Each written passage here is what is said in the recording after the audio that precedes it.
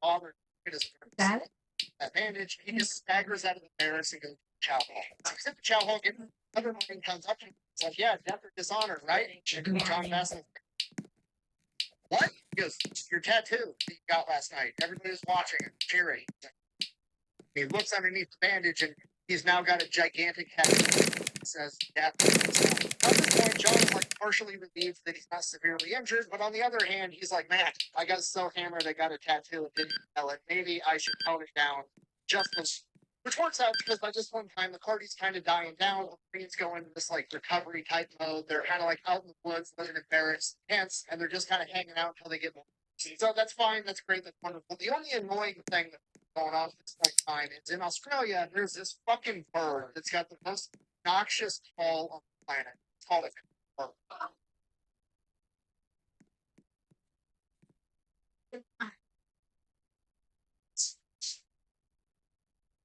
God,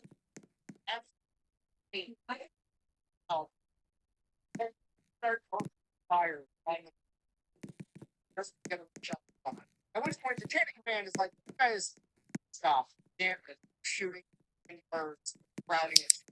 Okay. They kept it. And whenever they changed the acid, while they saw a Japanese fine. This goes on for months, just hanging out with suffering, shooting birds. And by May, John finds out his accident.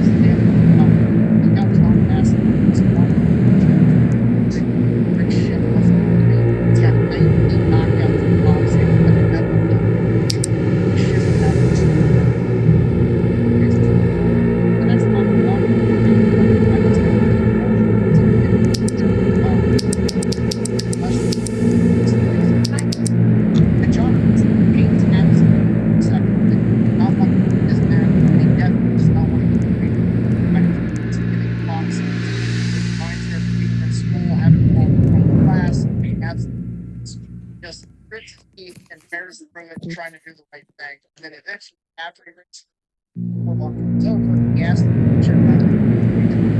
He is like smart about everything. Where he goes, so John asks the guys to come back. They make him a guard and an image. This is the worst. This goes on for months and months because of John stuff on the tracks.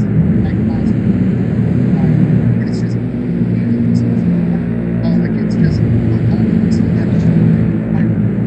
every single time. And then remember making and the chest like that. And this is the last thought. I'm going to sit in the first chapter and fighting the same man just across those two changes here.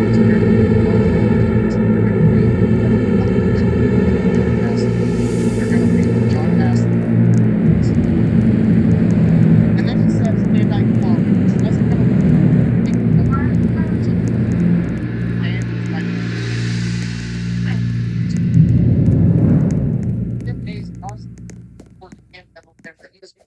she has been getting ready to ship out. So if that is given news, go back to there. Yes, he's yeah, he is. Despite that, he had this vision about doesn't play that gets the person ends up 100 balls of love. They get married.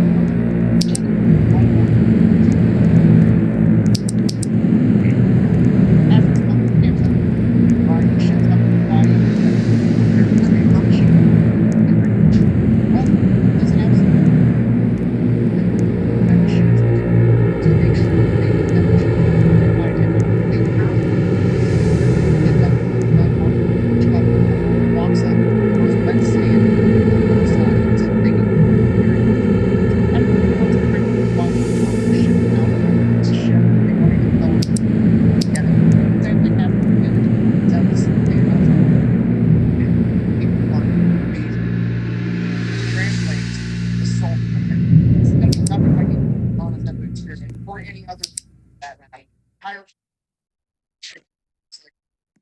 Iwo Jima just straight up looks like this. The reason they need these islands is because it's the only island big enough in the right place that they're going to be able to land the nuclear bombs on the bottom. Those are going to be critical for preventing the rest of this invasion. It's going to be absolutely massive. This invasion is going to end this invasion of the United States. 800 ships and 7,000. So John and his men are going to be landing on Red Beach. This first wave lands on Red Beach. Nothing really happens. There's a little bit of empty sniper fire here and there, but there wasn't artillery, there wasn't orders, they weren't opening up on the beach. Just when they were picking them up, as soon as they get on the beach, there's nothing there either. The Marines just kind of lay down and get low, trying not to target the sniper, and then the second wave lands, and then the third, and then John's on the beach with his men on Red Beach too, and he looks out and just sees cluster of Marines laying above Gag Ash, and he has to run up and realize that it's nothing happening. The Japanese absolutely have every square inch of this side percent artillery, and there's full boxes of bunkhouse at the bottom of the distance. There are mountains in this place. Chuck Tatum, one of John Basslett's men, playing down at the time, and he said that everybody had this feeling of like, maybe this is going to be an easy game. Maybe the Japanese got scared and they fled and retreated already at the gate, already won. And then he hears John Basslett start screaming, get them popping up and start moving up the line, literally start shooting Marines as and dragging them by the collar and ordering them to see that has full boxes of going down. There's nothing you can do but because maybe John needs a box of cheap. There's one big effort bunkhouse up ahead, going down cheap. John orders his men in their cheap carrying fire and all those. Once the men start laying down suppressive fire, Japanese and guns and John tells him it's a demolition guy. And he goes off right up the sheet and fire right to the bullet is a passport. It's sketchy. It's literally the same as